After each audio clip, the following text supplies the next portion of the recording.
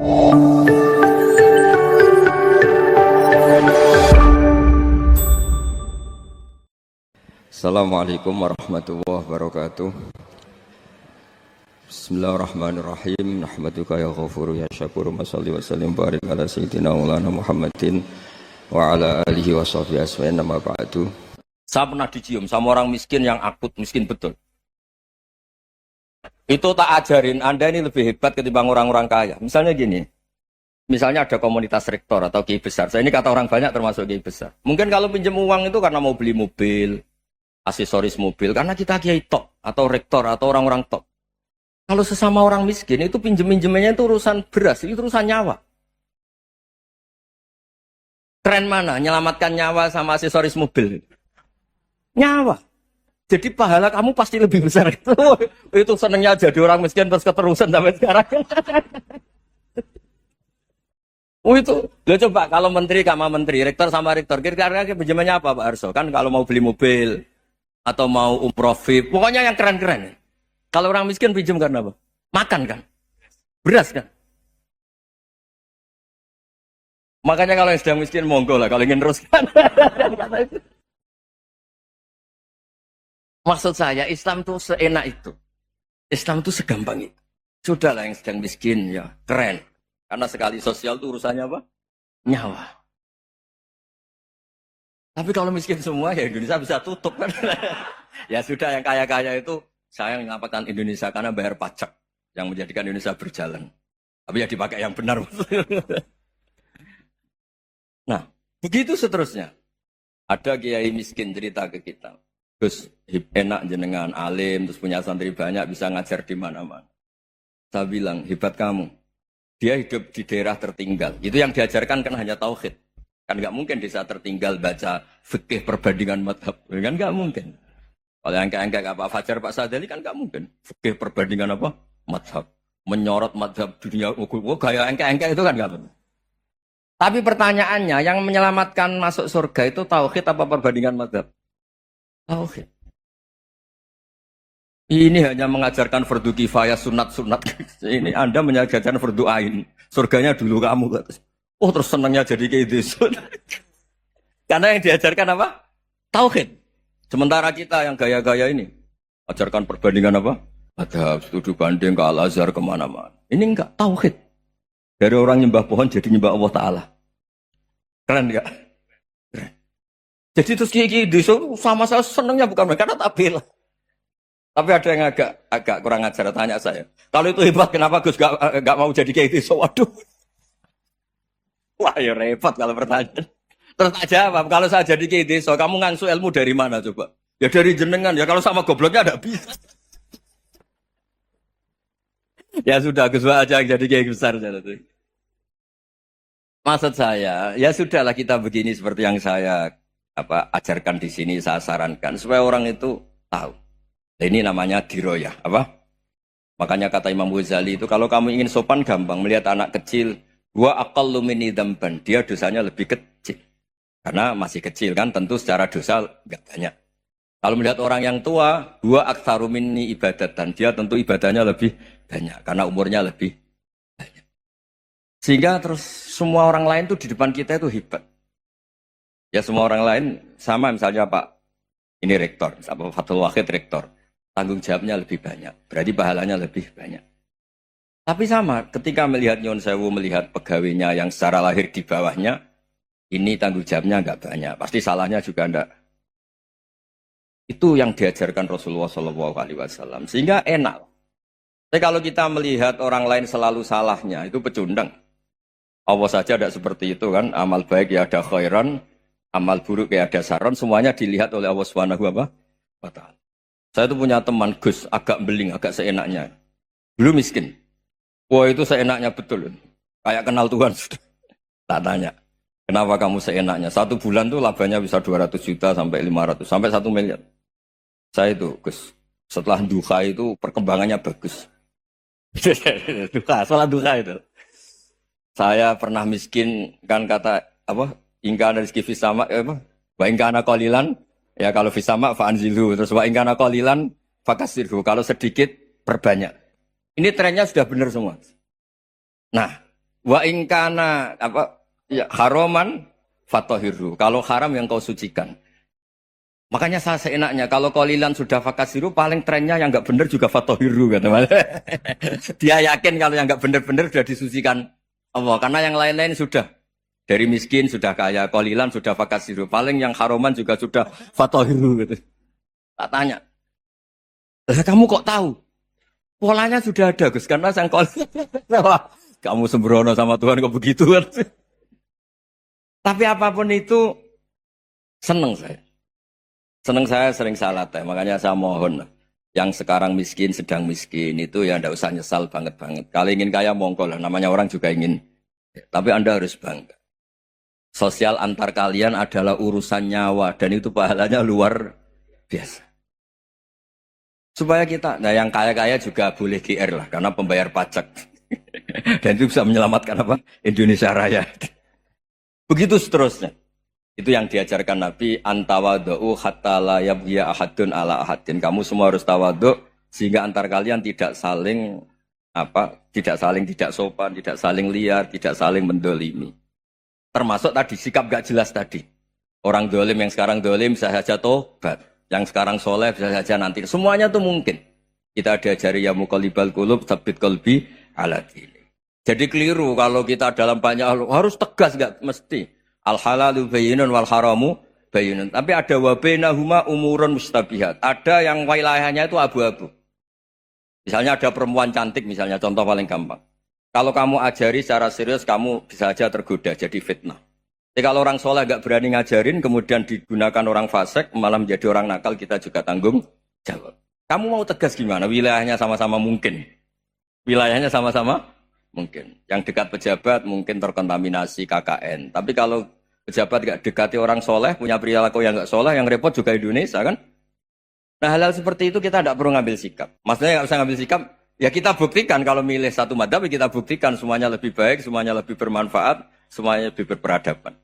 Karena gak bisa dihindari wabena humai.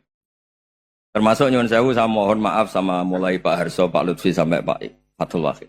Saya ini termasuk kiai yang gak suka dekat sama orang-orang top. Bukan karena hasud.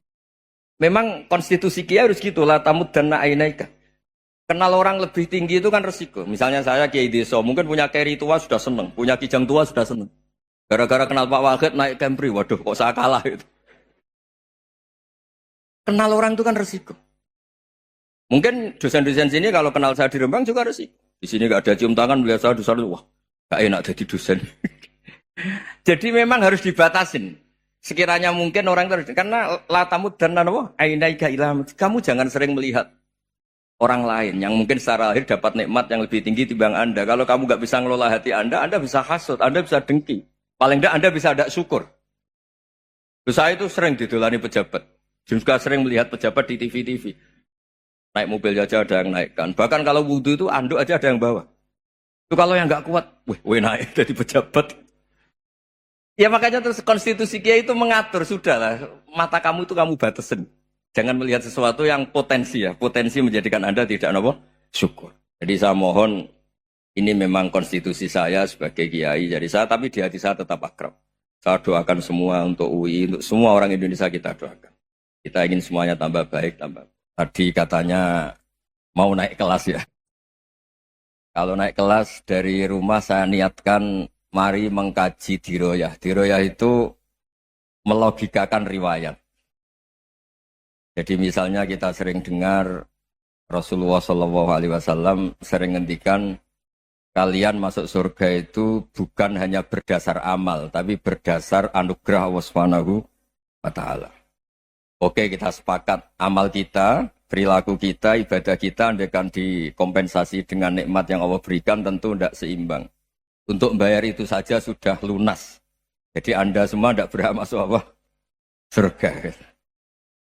Sehingga di beberapa riwayat dijelaskan ada orang yang 500 tahun ibadah, nggak pernah maksiat. Ditanya sama Allah, kamu masuk surga karena apa? Karena ibadah saya ya Allah. Ya sudah surga kamu 500 tahun saja, karena ibadah kamu 500 tahun. Ini cerita umur-umur orang dulu. Ya Allah katanya surga engkau ini selamanya. Ya kalau yang selamanya itu rahmatku, kalau amal kamu terbatas ya surganya sesuai amal kamu ya terbatas. Ya sudah ya Allah, berarti masuk saya surga saya ini karena fadl engkau, karena anugerah engkau. Itu namanya apa? Diroyah. Diroyah itu satu kajian analisis di mana kita percaya riwayat, tapi kemudian punya logika, punya diroyah. Ini penting supaya tauhid kita ini kuat. Jadi dulu ada orang yang sangat cerdas, namanya Jubair bin Mut'im. Dia saking cerdasnya, juga kaya, juga tokoh, dikirim sebagai delegasi pembebasan Asra Badrin, tawanan Badar. Kemudian pas datang ke Masjid Nabawi, Nabi delalah pas baca Wattur wa kitabim mastur. Sampai pada titik Nabi baca Am khuliqu min ghairi syai'in am humul khaliqun. Apakah penciptaan yang sedemikian canggih itu dimulai tanpa perwujudan, tanpa sesuatu yang real, yang maujud? Orang itu langsung bersimpuh, matur, ya Rasulullah saya Islam. Kada qalbi yatir, hampir hati saya, otak saya, pikiran saya itu terbang.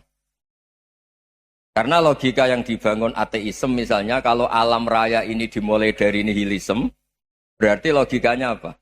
Al-adamu yakhluqu maujudan. Alam raya ini kan maujud. Maujud itu ada. Kalau yang lebih dulu itu ketiadaan, berarti ketiadaan menjadi sebab kewujudan. Kalau dalam bahasa Arab itu al-adamu yakhluqu maujudan. Sesuatu yang harusnya nggak jadi faktor karena ketiadaan, menjadi faktor sesuatu yang nyata. Itu kan nggak masuk akal. Ya, kalau alam raya ini ada al-adam sing yasbiku maujudan, berarti alam raya ini al-adamu yakhluqu maujudan, sesuatu yang tidak ada menciptakan yang ada. Dengan logika itu terus kita ngaji, diajari sama guru-guru kita, sifat dasar Allah itu maujud. Wallahu maujudun qadimun. Terus masuk. Yang harus distatuskan pertama dari Allah itu apa? Maujud, wujud. Karena dengan wujud ini layak menjadi penyebab adanya alam raya ini. Sehingga ketika kita menolak faham nihilisme atau ateisme, faham tanpa Tuhan, tanpa pencipta awal, kita punya diroyah. Bahwa tidak mungkin ketiadaan ini menjadi sebab perwujudan alam raya. Yaitu amkhuliku min ghairi syai'in. Masa alam raya ini diciptakan tanpa sebab yang nyata, yaitu wajibil wujud. Siapa itu? Allah Subhanahu wa ta'ala. Begitu juga menyangkut sholawat. Orang boleh beda pendapat tentang redaksi sholawat. Ada sholli ala Muhammad, ala Sayyidina Muhammad, Nabi Muhammad. Monggo lah masalah redaksi saja. Tapi setelah dianalisis, Nabi itu Pak Rektor, jadi Nabi setelah Nabi Isa saking dihormatinya sampai dituhankan. Juga jadi Nabi yang ada cerita masih hangat, orang Yahudi itu bunuh Nabi. Jadi yang satu mendudukkan Nabi sedemikian tinggi sampai kayak Tuhan, yang satu menjatuhkan Nabi sedemikian rendah sampai dibunuh. Kayak apa susahnya jadi Nabi Muhammad SAW. Kemudian dengan gampang Hadaddin agama ini bikin syariat yang bernama sholawat. Redaksinya monggo lah sesuai tradisi masing-masing. Allahumma sholli ala Muhammad, Allahumma sholli ala Sayyidina Muhammad, ala Nabiyina Muhammad, monggo lah. Tapi yang jelas redaksi ini kalau di diroyah dikaji, Allahumma itu Tuhan, Tuhan itu pemberi. Wa Muhammadun wa in jalla qadruh abdun min ibadi. Muhammad apapun tinggi derajatnya tetap berstatus hamba. Sehingga agama ini terjaga oleh sighatus sholawat. Agama ini terjaga oleh redaksi sholawat. Yaitu Allah tetap pemberi sebagai Tuhan yang enggak tersaingi, la syarikalah. Rasulullah Muhammad wa in jalla qadruh. Apapun prestasinya, bisa mi'raj, bisa apa saja, tetap seorang hamba yang butuh muhtajun ila rahmatih. Jika redaksi Allahumma sholli ala Muhammad ini mengukuhkan yang Tuhan tetap Tuhan, hamba pilihan tetap hamba pilihan. Tentu dengan redaksi ini kemudian kita mendudukkan Nabi benar-benar posisi terhormat. Yaitu orang yang paling berhak dapat askat tahiyat, mendapat penghormatan Allah paling tinggi, yaitu Rasulullah Muhammad SAW. Dan itu diulang-ulang oleh Allah. Subhanalladzi asra bi'abdi. Status hamba ini diulang. Lagi-lagi ini bernama diroyah. Bernama apa? Contoh ketiga misalnya fihi ayatum bayinatum maqamu Ibrahim. Dulu orang Yahudi itu ada diskusi masif. Syaratnya Nabi itu mbah-mbahnya harus Nabi. Harus keturunan Nabi. Kemudian semua Nabi rata-rata di Palestina, di Syam. Lalu Muhammadnya asal-usulnya dari mana? Tahu-tahu orang Arab kok Nabi. Padahal orang Arab itu dulu jahiliyah. Walhasil terus diceritakan, bukti Muhammad ini turunan Ibrahim adalah ada jejak kaki Nabi Ibrahim di dekat apa? Ka'bah. Fihi ayatum bayinatum maqamu Ibrahim. Kalau Nabi Ibrahim pernah di Mekah, artinya beliau pernah meninggalkan turunan yang di Mekah. Yaitu bernama Nabiuna Muhammadun sallallahu alaihi wasallam. Itu disebut fihi ayatum bayinatum maqamu Ibrahim. Nah, itu namanya diroya. Diroya itu satu perilaku keseharian kita beragama, kemudian tahu logikanya. Yang keempat misalnya, mangkana yu'minu billahi wal yaumil akhir fal yukrim apa? Jaro. Orang yang iman karena Allah dan Rasul, maka memuliakan tetangganya. Andaikan pakai hukum sosial, tentu kalau tetangga kita baik, kita baik. Kalau kurang baik, kok kurang penggawean kan gitu. Tapi dulu itu pernah ada seorang ulama itu dibully ya, dikerjain sama anak muda tetangganya. Pak Kiai datang ke rumah saya, orang ini datang. Kemudian setelah di rumahnya, saya tidak jadi butuh sama Pak Kiai, silahkan pulang. Itu Kiainya senyum menikmati. Dan itu terulang 3 kali. Dibully seperti itu, dikerjain terulang 3 kali. Lalu tetap Kiainya tuh asik, seneng sekali. Lama-lama muda ini tanya, kenapa engkau tidak tersinggung? Padahal saya kerjain sampai 3 kali. Tak undang, terus tak suruh pulang, tak undang, tak suruh pulang. Kata Kiai tadi, yang memerintahkan baik sama tetangga itu Allah. Jadi saya nikmati ketika bisa baik sama Anda. Tidak ada urusannya dengan perilaku Anda yang menolak saya. Nah itu terus kita tahu, memang motifnya kita baik sama tangga karena iman sama Allah dan Rasul, bukan hukum kompensasi sosial. Jadi kalau mau diteruskan Pak Rektor, saya ngajar di sini ya karena perintah Allah itu orang alim harus ngajar, bukan karena perintah Rektor. Kalau diteruskan. Ya saya mohon juga gitu, para dosen, para karyawan di sini, kalau nggak khianat dengan UI itu karena takut sama Allah, jangan takut sama Rektor. Kalau Anda baik juga karena Allah, jangan baik karena apa? Rektor. Bagaimanapun ya semua kita ini makhluk. Makhluk itu la yadurru wa la yanfa. Begitu juga melihat Indonesia. Melihat saya ini kan ikut di UI itu lama sekali, ikut sama Profesor Zeni dari Profesor Zeni nulis tafsir. Mungkin Pak Hersoyo tahu banyak, dulu Pak Lutfi ya tahu banyak. Tapi saya memang nggak pernah terbuka karena ya memang nggak ingin sebenarnya. Kondisi ini kondisi darurat. Sehingga saya tahu cara berpikir Profesor Zeni, ya tahu komitmen beliau pada UI. Dan pendiri UI memang ya banyak yang dari tokoh NU, Muhammadiyah, dari tokoh-tokoh ormas yang lain. Memang didirikan banyak orang. Hingga UI memang nggak milik ormas apa tertentu. Dari satu sisi memang baik, nggak dikuasai ormas tertentu. Tapi nanti kalau keterusan ya nggak berbentuk. Ya sudahlah dikelola saja. Sambil-sambil jelas, sambil-sambil kadang nggak jelas, yang penting ikhlas tadi. Karena kalau terlalu asobia itu jadi repot. Kita ini yang nekuni fikih itu tahu. Kalau tidak kuno itu madhabnya Hanafi. Kuno itu madhabnya Syafi'i.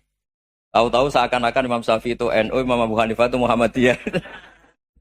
Padahal ini orang-orang yang sebelum NU dan apa? Muhammadiyah. Jadi kalau kita yang nekuni ilmu itu biasa saja dengan perbedaan. Tapi kalau orang-orang yang nggak siap dengan perbedaan itu sampai Allah disifati Ta'ala itu tidak terima.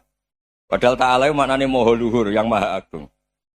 Jadi ada seorang kiai kebetulan pidato pertama Pak Rektor. Assalamualaikum warahmatullahi ta'ala wabarakatuh.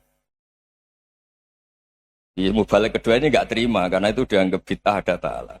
Hanya dia bilang Assalamualaikum warahmatullahi ta'ala wabarakatuh. Itu saking asobiahnya itu Allah ditambahi ta'ala itu tidak terima. Padahal ta'ala itu maknanya Maha Agung. Nah itu kan jadi repot kalau asobia gitu. Kalau kita ngadepi perbedaan itu biasa saja. Karena kita mungkin bacanya banyak, lihat hal-hal seperti itu ya. Berkuahnya nggak jelas itu menjadi orang tuh bijak. Ini sekarang nakal, jangan-jangan nanti jadi orang baik. Yang sekarang baik, jangan-jangan suatu saat jadi tidak baik. Semua orang introspeksi. Nggak ada jaminan kalau kita sekarang baik akan baik terus. Nggak ada jaminan kalau kita sekarang buruk akan buruk terus. Sehingga terus banyak kiai-kiai bijak itu memang lahirnya nggak tegas, tapi nggak tegas itu yang menjadikan bijak, karena sama-sama mungkin. Itu yang disebut laisa laka minal amri syai'un aw yatuba alihi mau yu'adzibun, itu tidak wilayah kamu. Ketika Allah mengomentari orang munafik juga wa yu'adzibal munafiqina insya'a aw yatub. Bisa saja ada yang disiksa, bisa saja ada yang dikasih tobat. Karena pola yang kita analisis itu semuanya menurut kita. Bukan menurut kemaslahatan orang apa? Saya punya sekian contoh cerita. Orang yang sowan kiai baik-baik, mungkin bawa gula atau salam tempel, tidak tahu lah. Itu tidak mesti jadi wali. Tapi Kali Jogo yang kenal Sunan Bonang, itu kenalnya itu karena ingin begal. malah jadi wali. Tapi tidak usah dicoba. Umar itu nyari Nabi itu mau dibunuh. Tapi malah tobat jadi orang baik. Jadi ini penting ngaji ya, supaya tidak tegas itu, tidak jelas itu kadang baik. Nah termasuk saya juga termasuk dia yang milih tidak jelas. Saya sering gojlok ini, Fajar Hadili ini murid-murid saya sering saya gojlok. Kalau semua sistem pendidikan kayak kampus, kayak UII, kayak UIN semuanya, itu sistem yang bagus. Karena tertib jam kuliahnya jelas, mata kuliahnya jelas. Kalau di pesantren itu Pak Arso, itu nggak tertib. Tapi justru itu enak, ketemu di jalan orang berani tanya. Nah ini kalau mbak-mbak misalnya menstruasi, mau belajar haid nunggu semester berapa baru tahu. Itu bisa sekian tahun nggak sholat karena nunggu pelajarannya baru diterangkan. Mau haji juga gitu, nunggu mata pelajaran haji. Kalau nggak jamnya, nggak mau dosennya ngajarin. Nah, kalau kiai kan enggak, ketemu di jalan tanya, dijawab. Jam berapa juga dijawab. Artinya Indonesia itu berkah, ada sistem kampus yang tertib. Ya semoga termasuk tertib gajinya. Tapi tertib gajinya itu juga sebenarnya rugi, saya sering. Ada pegawai negeri Gus, tolong doain saja di PNS, enak jadi. Gajinya tetap. Kata saya nggak mau kalau gaji saya tetap. Kok bisa Gus, enak tiap bulan mesti dapat gaji. Kalau tetap nggak naik-naik kata saya. Kalau kiai gajinya nggak tetap, tapi di atas yang tetap kata saya. Artinya Indonesia itu berkah. Kalau semuanya pakai sistem pendidikan setertib ini, orang mau tanya haid ya nunggu pelajaran haid. Bab haji ya nunggu pelajaran haji. Tapi kalau ketemu kiai itu enggak. Ya pokoknya saya pernah di pasar, Gus mau tanya. Tanya apa? Anak saya keluar darah terus gini-gini. Padahal biasanya haid hanya 7 hari gini-gini. Ya sudah kembalikan ke biasanya, rudat kilal adat. Itu enggak usah sowan ke rumah. Juga enggak registrasi dulu, enggak daftar dulu. Ya ini enggak nyindir cerita saja. Supaya ini bukti koalisi beneran. Jadi saya yang kiai enggak tertib jam, koalisi sama yang tertib jam. Jadi kalau semuanya sistem kampus, nanti pertanyaan itu enggak bisa on time, enggak bisa setiap saat. Makanya Indonesia itu berkah. Kiai-kiai yang alim yang di jalan-jalan banyak. Juga kiai yang di kampus dokter-dokter fikih banyak. Yang nekuni ilmu umum ya banyak. Macam-macam. Itu masalah itu kalau saling mengadili itu baru masalah. Misalnya kiai ngeluh, enggak enak jadi kiai, enggak punya gaji tetap. Yang dosen ngeluh, enggak dicium tangannya. Karena memang unik Indonesia itu. Kalau guru fikih kok dosen itu tetap enggak dicium tangannya. Karena pikirannya anak-anak itu wong sudah bayar disuruh nyium. Itu kayak di alam sadar tuh gitu. Kalau kiai itu kan anak-anak gak bayar itu. Ya opanya cium tangan itu. Makanya kalau kiai tidak keramat bisa mati karena cium tangannya doang itu bisa mati itu kiainya. Ya ini cerita. Supaya saling menghormati saling. Nah dulu itu perbedaan itu urusan sudut pandang. Ya saya ulang lagi, perbedaan itu sudut. Allah yang Tuhan saja sering didebat sama nabi-nabinya. Karena urusan sudut pandang apa? Saya beri contoh ya. Suatu saat Khalilur Rahman Ibrahim itu saatnya meninggal sama Allah, Israel disuruh. Israel itu Ibrahim saatnya meninggal, ambil nyawanya.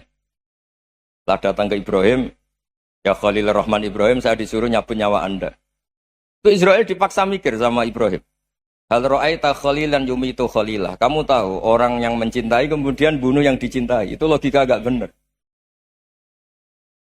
Akhirnya Israel kan gak biasa debat. Kan gak dilatih debat. Gak pernah ikut lomba UI debat ilmiah. Dia taunya nyambut nyawa aja. Kembali ke Allah. Ya Allah, kata Ibrahim, hal ra'aita khalilan yumitu khalilah. Masa kekasih bunuh yang dicintai ya. Tapi kata Allah santai. Bilang ke Ibrahim, hal ra'aita habiban yakrahu ayalqa habibah. Masa katanya dia cinta saya, kemudian ketemu saya tidak berani. Israel mater lagi. Logikanya gini, Ibrahim, masa yang dicintai sama yang ketemu yang dicintai nggak berani? Ya udah ketemu aja. Katanya yang meninggal itu. Artinya kamu bisa saja GR tidak mati-mati karena merasa dicintai. Atau ingin mati karena mencintai. Nah maksud saya, hal-hal seperti ini orang UI pasti gak jelas. Katanya cinta Allah suruh mati ya nggak mau. Gak jelas kan? Dibilang gak cinta juga gak mau. Tapi dibilang cinta kalau ukurannya mati juga gak mau. Nah, tapi dalam banyak hal gak jelas itu penting Pak Rektor. Penting sekali. Buatan Buyan, saya beri contoh sekian ilmiah, gak jelas itu penting. Rasulullah Shallallahu Alaihi Wasallam itu dalam banyak hal itu disuruh Allah, memang disuruh supaya ngambil sikap seperti itu. Karena Allah itu punya otoritas penuh untuk bikin orang itu baik atau tidak baik. Wahsy itu yang membunuh Sayyid Hamzah, orang paling dicintai Nabi di antara yang dicintai Nabi. Qatalahu Wahsyun, dibunuh oleh Wahsy. Nabi secara basarnya itu nggak suka sama Wahsy. Sampai coro lahir ya ingin corong Jawa ingin masuk nol. Tapi apa kata Allah? Laisa laka minal amri syai'un aw yatuba alaihim aw yu'adziba. Itu tidak wilayah kamu Muhammad. Malah Wahsy dikasih tobat sama Allah. Khalid bin Walid. Itu perang Uhud kalah itu karena ide brilian Khalid bin Walid. Pas itu masih panglima kafir. Yaitu pura-pura kalah, ghanimah dilepas, sahabat turun, pasukannya naik, walhasil orang Islam kalah. Khalid bin Walid akhirnya juga masuk Islam. Orang yang secara basariah Nabi itu gak siap. Kebalikannya juga ada. Sa'labah itu orang sampai dapat gelar Hamamatul Masjid. Ini pas ngaji mesti ingat. Salam. Dia di masjid terus. Setiap habis salam tuh lari. Karena istrinya Nyun Sewu masih berpakaian yang tidak pantas. Kenapa engkau terburu-buru pulang? Pakaian yang dipakai istri saya sekarang saya pakai. Ya pakaian sarung itu kayak Pak Rektor kan fleksibel.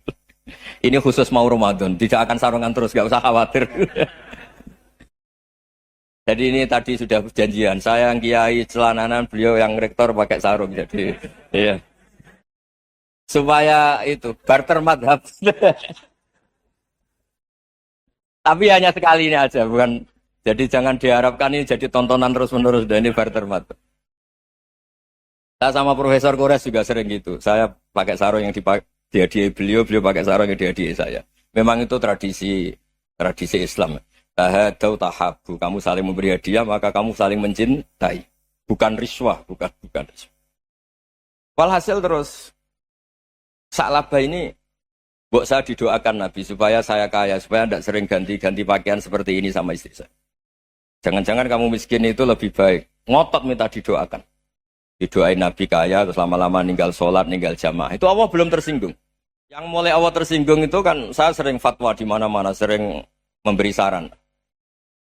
Mumpung kamu miskin itu sering sedekah. Karena kalau sudah kaya itu tidak bisa. Saya memberi analogi gini. Kalau saya masih santri miskin, punya uang 100.000. Diminta guru saya 50 tak kasihkan. Padahal itu 50%. Punya 2 kambing kurus. Diminta guru saya 1 pasti tak kasihkan. Padahal itu 50%.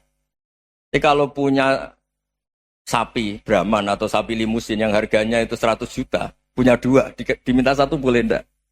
Tidak boleh. Saya punya motor butut 2, diminta teman saya 1 boleh. Tapi kalau Davidson Harley itu nggak boleh. Nah, walhasil itu kalau kita miskin, misalnya kita zaman kuliah atau zaman mondok atau zaman apa saja, punya uang 100.000, narik temannya sampai 50.000 kan biasa. Tapi setelah 1 miliar, berani nggak kamu kasihkan 500 juta? Sama-sama 50%. Enggak kan? Nah, Sa'labah gitu, ketika zakat masih per 40 kambing, 1 kambing, itu sebenarnya kan masih ringan. 41, 82. Kambingnya itu sudah mabenal jabalen. Barang dihitung zakat karena sudah ribuan, jumlahnya sampai 400 kambing. Banyak lah pokoknya. Terus kata Sa'labah, ini pemerasan. Karena jumlahnya besar. Allah tersinggung karena nabinya dianggap narik zakat itu dianggap khorat, dianggap pemeras. Allah tersinggung kemudian fa'aqobahum nifakon fi qulubihim ila yaumil. Dia ditegur munafik. Semenjak itu terus tadi kembali gak jelas tadi. Jadi kalau makanya itu pakar-pakar akhlak ya, pakar-pakar etika peradaban. Itu tertampar betul ketika Nabi urusan ilmu itu mengabaikan itu. Kalau sudah urusan ilmu. Misalnya begini, ada urusan ilmu. Ada mbak-mbak cantik atau ibu-ibu cantik. Itu dalam Islam itu diajarkan jangan sopan-sopan banget. Kata Nabi, karena kekuatan ilmu itu di atas kekuatan akhlak, di atas kekuatan adab. Ya nisa an-nabi lastunna ka ahadim minan nisa. Ini taqaitunna fala takhdu'na bil qaul. Faya tama'alladzi fi qalbihi maradun. Misalnya ada mbak-mbak cantik, menarik, kemudian sopan misalnya sama Pak Fajarin sama dosen-dosen. Monggo binara. Wah itu bahaya pikirannya kemana-mana. Orang yang imannya pas-pasan, wih berarti mau. Maksud saya kalau cantik, menarik, ketemu di jalan, biarin aja dosennya. Mau kemana, biarin aja. Gak usah dihormatin. Kalau dihormatin, Pak mau kemana sadarian mau bisa bahaya. Nah, biarin aja. Kalau tanya, Dek ini alamatnya mana? Cari sendiri Pak. Karena hanya dengan cara itu, si Pak dosen ini gak kepikiran. Gak ada orang suka, orang kedus itu gak akan. Tinggal sudah cantik, sopan. Wah bisa pikirannya macam-macam. Itu ilmu. Fala takhdu'na bil qaul. Kamu jangan terlalu lirih kalau ngomong. Fayat ma'alladzi fi qalbi maradun. Orang yang pikirannya masih kotor pasti berpikir yang negatif. Anda mungkin demi sopan sama dosen Anda. Tapi sejauh mana dosen Anda juga berpikir positif. Itu kan uji iman sama uji nyali. Nah, sama pejabat yang sopan sama kiai mungkin punya Alphard, punya Robicon, punya terus bawa uang banyak. Terus sama kiai cium tangan hormat. Jangan-jangan kiainya yang pikirannya macam-macam. Ini berarti bisa jadi muhibbin potensial misalnya. Nah, saya ini termasuk kiai yang pengagum ilmu. Sehingga saya sama orang yang medit, yang kikir sama saya itu saya senangnya bukan main. Kenapa? Karena kalau orang medit itu gak berhak. Kalau orang lomo 1 juta minta surga, 2 juta ya minta apa? Surga. Gus, salam template. 200.000 aja kadang minta surga. Tapi kalau yang kikir-kikir ya sudah salaman tok sudah. Gak minta apa-apa. Kan dia tahu diri. Oh gak bayar kok minta. Maksud saya Islam itu luas. Dinikmati saja Pak. Dinikmati saja. Nah itu diroya. Maksudnya itu diroya. Diroya itu kamu tahu aturan Islam itu kamu harus yakin khairihi wa syarrihi minallah. Semua itu ujian. Tapi kemudian dikaji. Makanya saya ini termasuk pengagum Imam Syafi'i. Imam Syafi'i itu dikasih tahu. Ada orang yang di depan engkau cium tangan hormat tuh di luar ngomong-ngomong. Ngata-ngatain Anda. Imam Syafi'i tertawa-tawa sewenang. Loh, Anda ini dikata-katain di luar kok. Kok tidak kamu anggap munafik malah tertawa. Berarti saya wibawa. Di depan saya nggak berani. Dianggap enteng saja. Dibilangin, sebagian orang kampung sini nggak suka sama engkau. Baguslah, tidak akan pinjam uang sama saya. Di mana-mana orang pinjam minta tolong itu karena seneng. Kalau benci kan enggak. Intinya dianggap enteng saja. Yang terjadi di dunia itu semuanya dianggap enteng saja. Man asa ilaika faqat atlakoka. Yang berburuk sama kamu itu membebaskan kamu. Coba kalau akrab, titip. Ya misalnya akrab sama Pak Fajar. Bilangkan ke Pak Rektor, sangkat tuh jadi guru tetap atau apa kan ribet. Kalau tidak cocok kan nggak minta apa-apa. Makanya hati-hati Pak Rektor sama yang akrab-akrab itu. Itu dulu saya juga nggak paham. Di antara wasiat Bapak yang sering diulang-ulang tuh itu. Suatu saat kamu jadi kiai, ngelola orang nggak seneng tuh gampang. Sudah, situ orang lain. Tapi kalau ngelola orang orang seneng tuh repot. Mintanya aneh-aneh. 100.000 aja minta surga. Hanya teman tenis saja minta naik jabatan. Intinya itu ya sudahlah dikelola.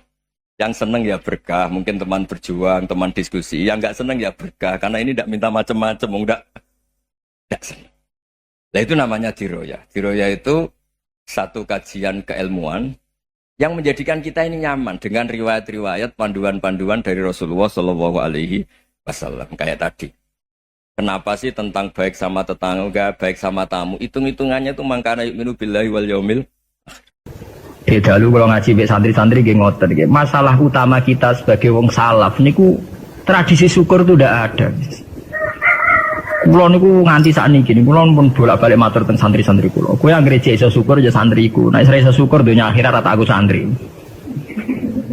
Mergo masalah kita ini gampang ngeluh. Kulo nu dek dalu ngaji. Kulo jujur mawon niki sampean cocok ra urusan. Kita ini sebagai kiai itu biasa mentoleransi tamu atau penggemar kita sing ngeluh. Duga yai kula kerja mliriyen nganti saniki mboten nate sugih-sugih atau badi. Kula nganti saniki awak kula lara kabeh, anak kula lara kabeh. Kita ini harus mentradisikan itu tidak kita toleransi. Kita harus mentradisikan syukur. Karena ayatnya jelas, ma yaf'alu Allahu bi'adzabikum in syakartum wa amantum. Allah itu ora bakal nyiksa kowe selagine kowe jadi tradisi syukur.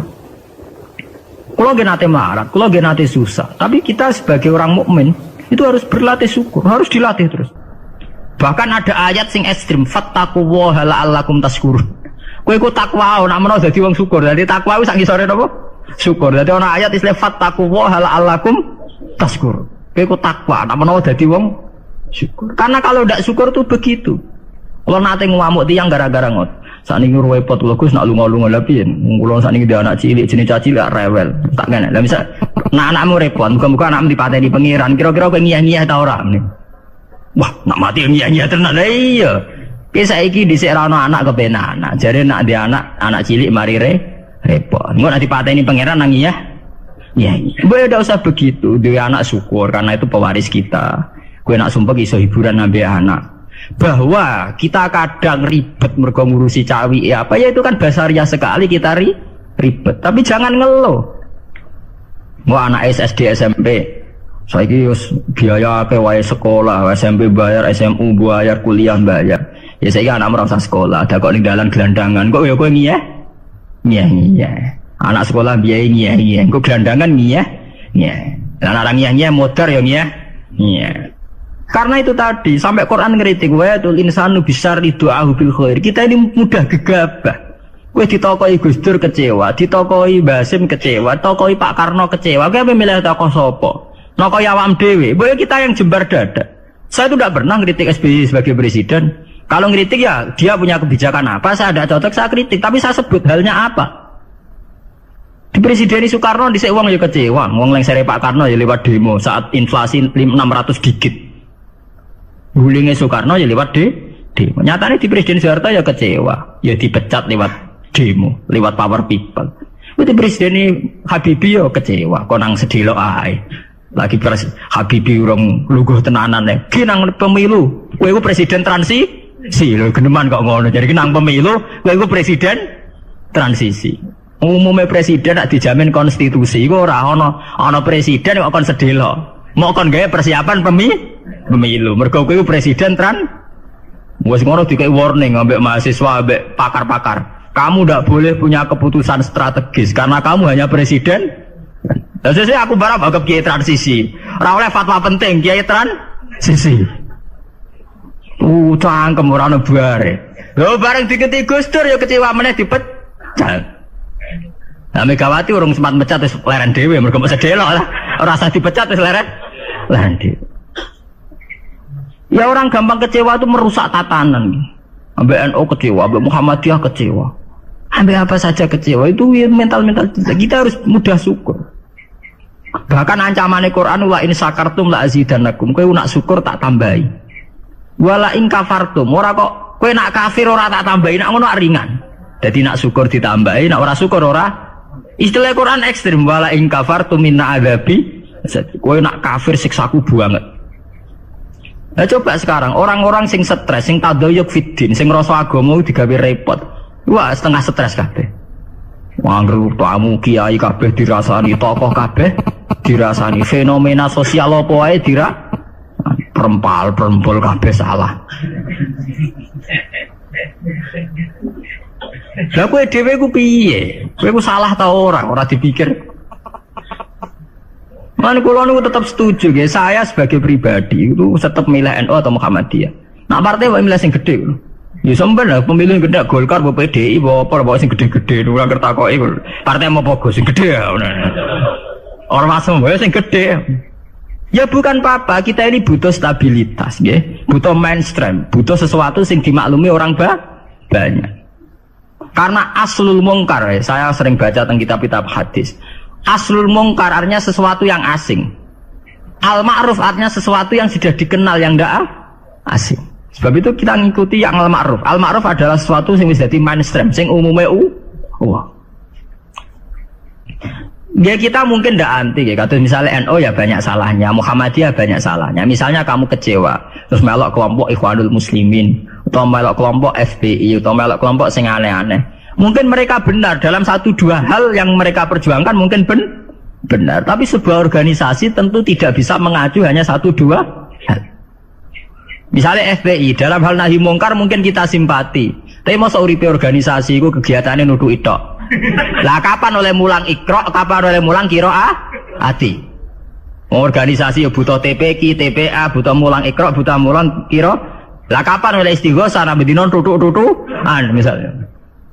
Ya kita simpati, jujur saja dalam hal ini kita respect, itu saja. Itu saja atas nama negara hukum kita harus mengikuti prosedur hukum. Kita tidak benci, tidak, kita terima kasih ada orang yang berani melawan kemungkaran. Tapi sebutkan apa halnya. Jangan kemudian kecewa sama NU langsung organisasi FPI. Itu beda, kalau sampai lintas begitu beda.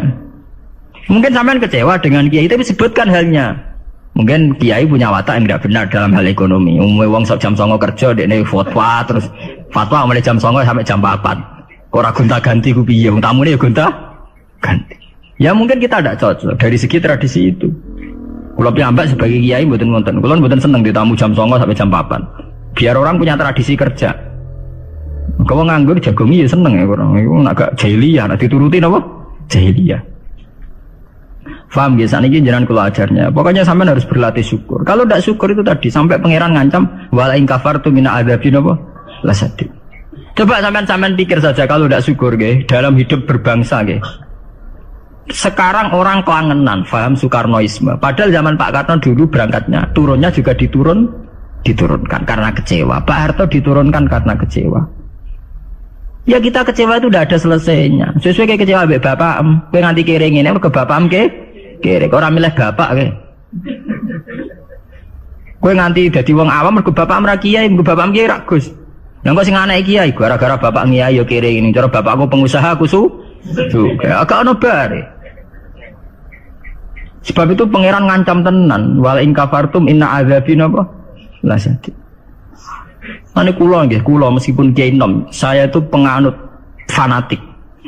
fanatik faham isak. Faham isak tuh faham seneng pangeran. Kula nu didik anak kula, didik bojo kula, Dek, kowe aja geman seneng santri, aja geman seneng pengaruh. Dari segi mereka itu pengaruh kita. Kita seneng mereka atas nama kanca ngamal. Nggih, kanca napa? Ngamal. Kula nganti sakniki tak latih, kula sering nak teng Yogya tidak piyambakan. Nggih kula sering anak kula tak jak piyambak.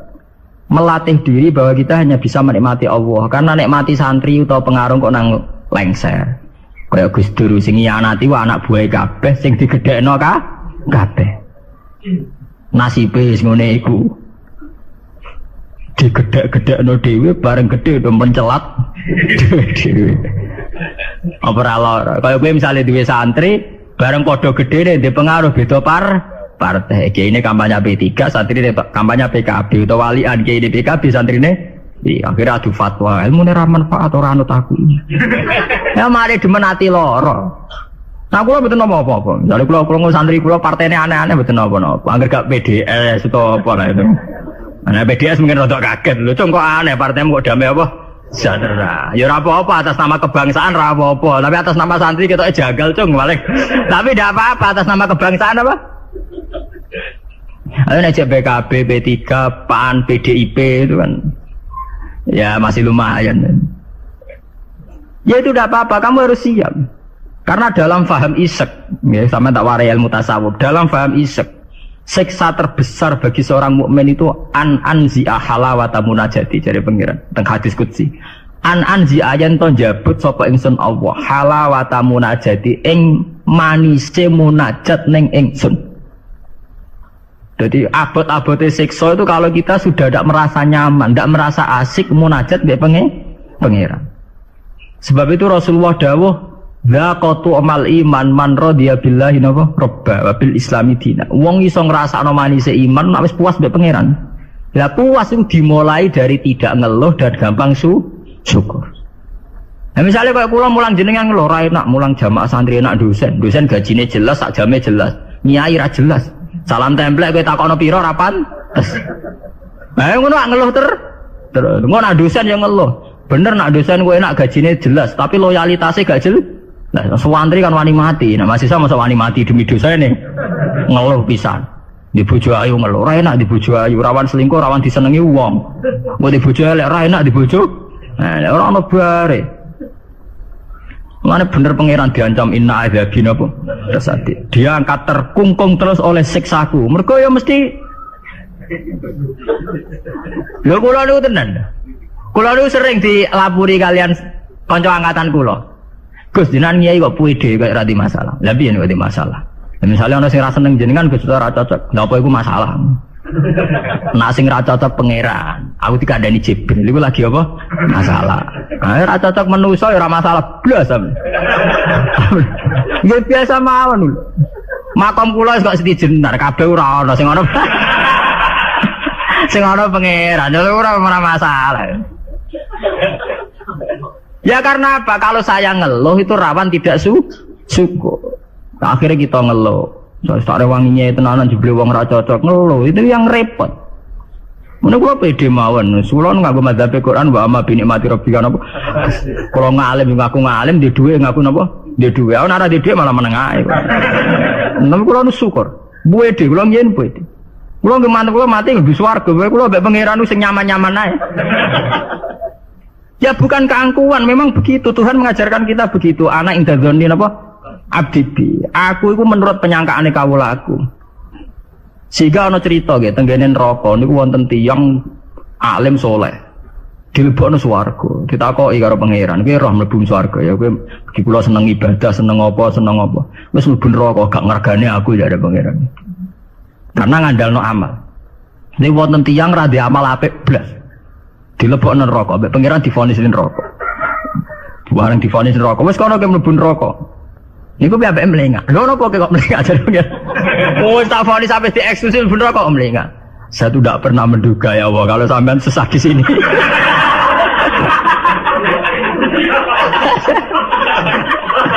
Wong mboten nate terbersit pikiran kula lak jenengan sesadis ini sejahat ini.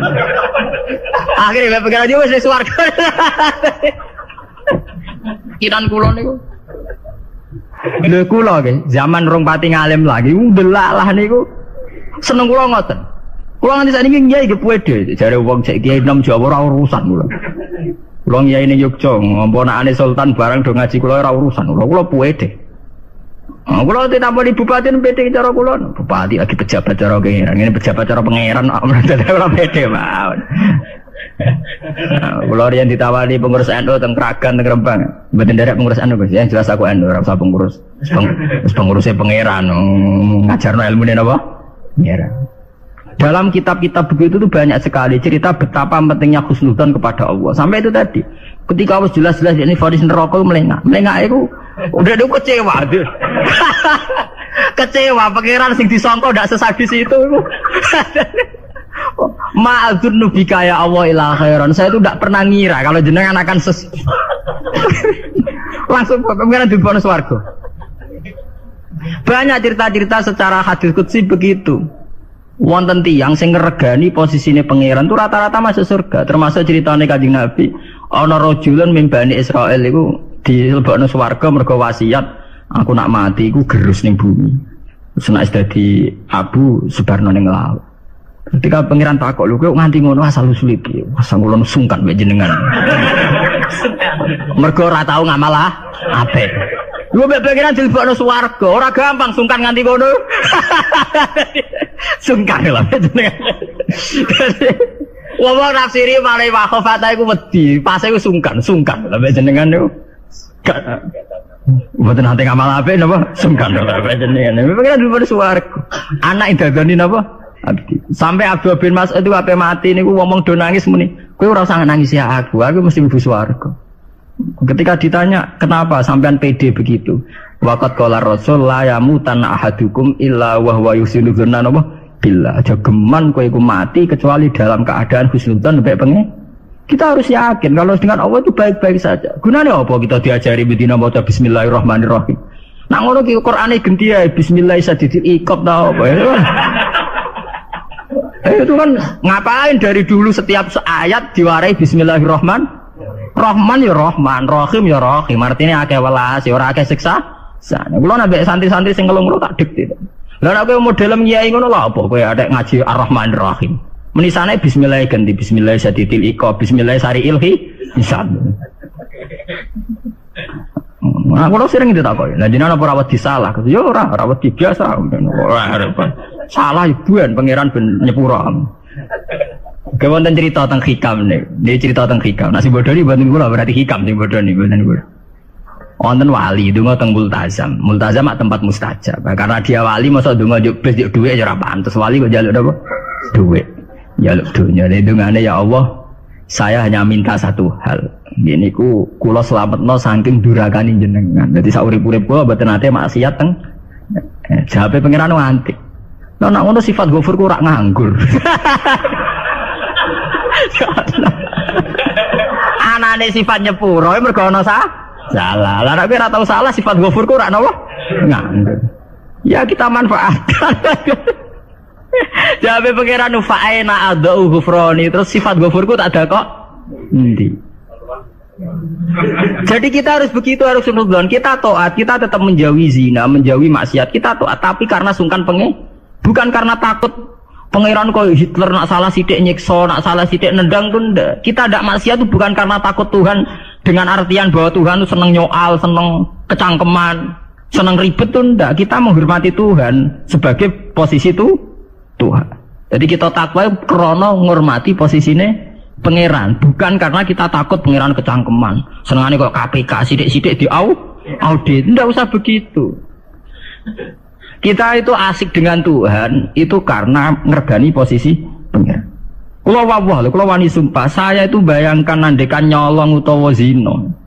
Andekan. Itu sing tak wedeni mboten dosane zina atau nyolong. Kula nu wedi terus gak nyaman kumpul pangeran itu saja. Anzia halawatan apa? Ya Allah, saya ini takut kalau saya maksiat kemudian di hati saya sudah merasa tidak asik dengan engkau, dengan jenengan. Jadi kula niku nak melihat maksiat itu ya kayak saya itu ya begitu, Bang. Kula niku anggere ape ngeluh utawi ape maksiat tak wedeni namung setunggal. Ya Allah, jangan-jangan saya ini sudah tidak bisa asik dengan jenengan. Kula niku setuju ya mazhab-mazhab isek yang kayak di Hikam, kayak di Ihya, di Juz 3 itu ada Kitabul Iski. Isek sayang dengan Tuhan itu harus kita kembangkan. Wonten ulama ini ulama sufi sangi senenge pangeran ngeten nak dalu. Niku perpak-perpok piyambak, tapi kula setuju madzhab. Lah dene ora wiridan mboten, mara gunung. Boleh watu sing gedhe.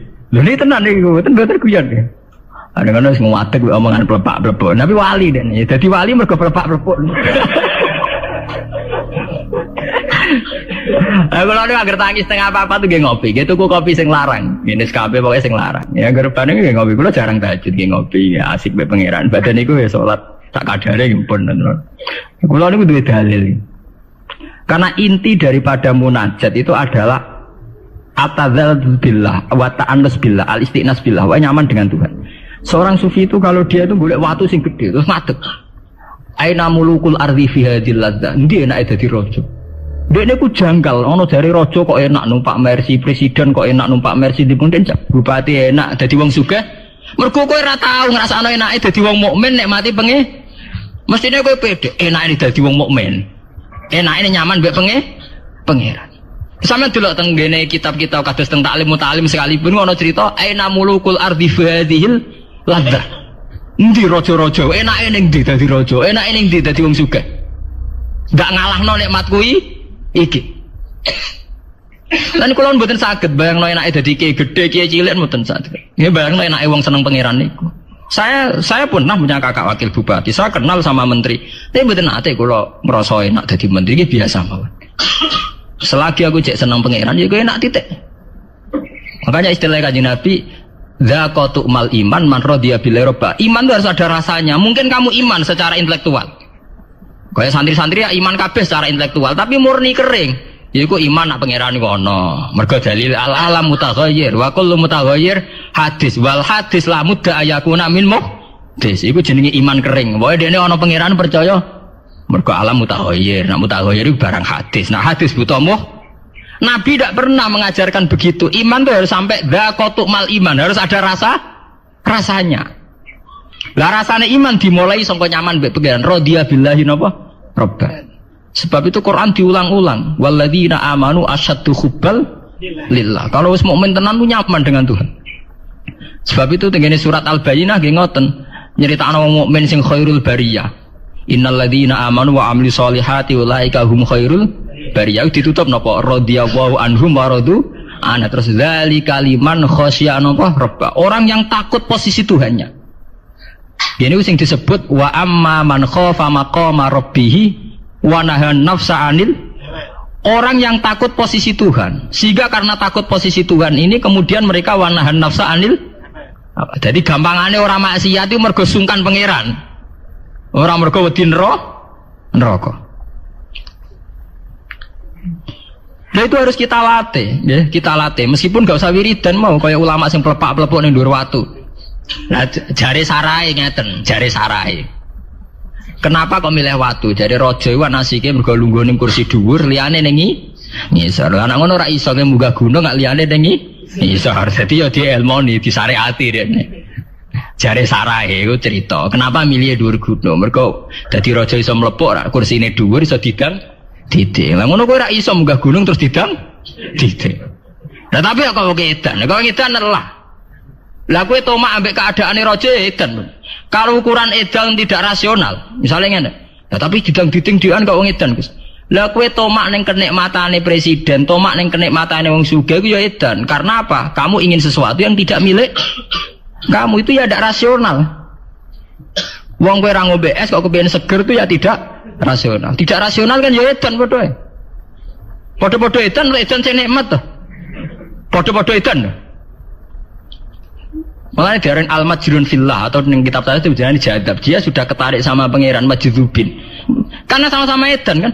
Daripada kue edan ngiler nenek mati wong liya atau edan nek mati diri sendiri. Ya syukur-syukur ya enak ya ora usah edan. Ya, itu kan malah cara kula ndak usah ke sana lah. Enggak usah sampai munggah gunung pelepak-pelepuk ngoten ora usah lah. Ya cukup misalnya sampai tangi jam 3 ngombe kopi ya nek mati. Ya kayak paham wong tasawuf kan ngoten. SBZ lah nak ngombe kopi, iku sing dinikmati sak cingkir sing diombe. Senajan to karena dekne presiden tentu neng pawone mungkin berbagai kopi pirang, mungkin kopi Brazil, Sumatera, tapi sing diombe SBZ sing saiki alhamdulillah ya mosok sak cingkir iku. Lah nak dekne, tapi aku duwe beragam kopi, jajal Pak campur bareng terus ombe, kira-kira rasane piye? Ya artinya kan bodoh Pak SBY yang ngombe sak cingkir kopi, gue ya sak cingkir kopi. Ya wong poligami ya podo, misalnya bojone papat, paling dirasakno sita. Ya podo bae kowe bojone napa?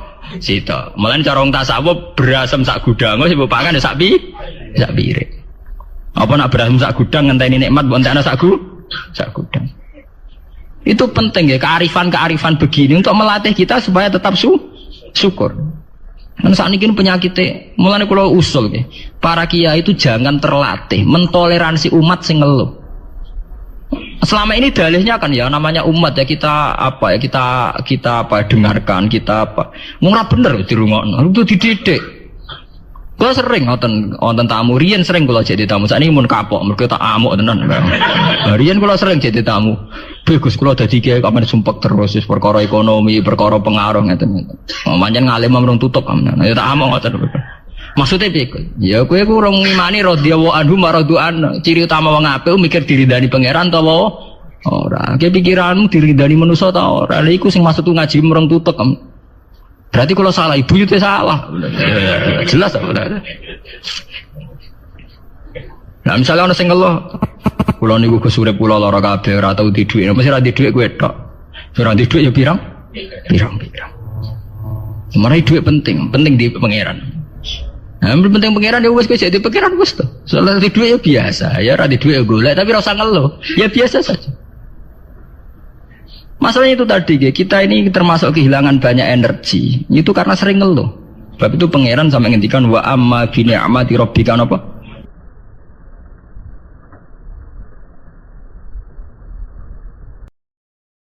Lan saiki seneng ditaker ya padha. Wong melarat di dhuwit 10.000. Utawa sekedar gak ditagih. Suwenenge sak pol. Sekedar gak ditagih suweneng. Artinya kalau misalnya senengnya menteri ditimbang senengnya Rugen, kok ya bodoh. Jadi mereka seneng nak ketemu konco koalisi, lu Rugen ketemu Sofar seneng. Padahal ya bodoh ora jelas gunanya apa. Oh, nak ketemu ya golek yo. Wah, ning ndi? Apa? Kene jagongan seneng ketemu. Ya sama seperti mereka ketemu mitra koalisi gitu kok. Artinya kok nak ditimbang senenge Rugen mbek Pak Prabowo, Pak Jokowi nggih. Bodoh. Lah terus lalu bedanya apa? Kita hidup ini bedanya. Sama kan? Polanya sama. Tapi kalau suwira tasawuf jadi tidak mikir lambat, paham? Jadi kan kesuwen oleh kedunya napa? Lah iki tak tobat no, paham? Jadi kowe nak kepengen ngitung nikmate Allah tenanan. Nikmat itu kan yang kamu rasakan. Sing kamu rasakan sing nyata sudah kamu makan, nyata sudah kamu ini. Ternyata nanti apa? Sama. Makalah niki nanti kula waos pas wingi pas soleh bapak ngaji tertutup ngeten iki. Kesintine ngeten niki rungono tenan. Manusa niku dewata iku mesti elek. Disebut wa kanal insanu zaluman napa jahula. Dadi manusa wis zalim campur pintu. Wis zalim campur napa pintu. Bisa elek. Zaluman banget zalime, jahulan banget napa pintu. Nah, ini juga yang dialami para sahabatnya Nabi. Memang tidak semua, tapi banyak juga yang cara pandang begitu. Di ketika Nabi itu terkenal lomo, wong roh kabeh nak Rasulullah itu lomo. Pikirane wong sing Arabi ngene nak lomo mesti ngekeki ini akeh, wong lomo kok ngekeki sithik. Sehingga ketika dikai Nabi sithik, terus Nabi ngendikan ahsantu ilaika. Hei wong kesuwi, apa aku nglakoni apik mbek kowe? Lablas niku. Lah iku ngomongnya di depan umum, akhirnya para sahabat tersinggung. Wong iki ape dijotosi. Terus jare Nabi ankafu, wis ora usah jotosi wong Bedui, jadi ora usah jotosi. Walhasil terus si Arabimu dijak mbek Kanjeng Nabi teng dalem ditambahi meneh. Bareng ditambahi kathah, wis kowe seneng, Cung. Nggih seneng. Muga-muga diwales pangeran jenengan. Mergo wis puas dikai napa akeh. Lah itu yang hebatnya Rasulullah. Tadi kan dia ngomentari Nabi la ajmalta bahwa engkau tidak baik karena ngekek ini napa sithik. Setelah dikai akeh, orang itu senang. Terus kata Rasulullah, tadi sahabat-sahabat saya tersinggung sama Anda karena Anda ngomentari saya tidak baik. Kalau Anda sekarang ngomentari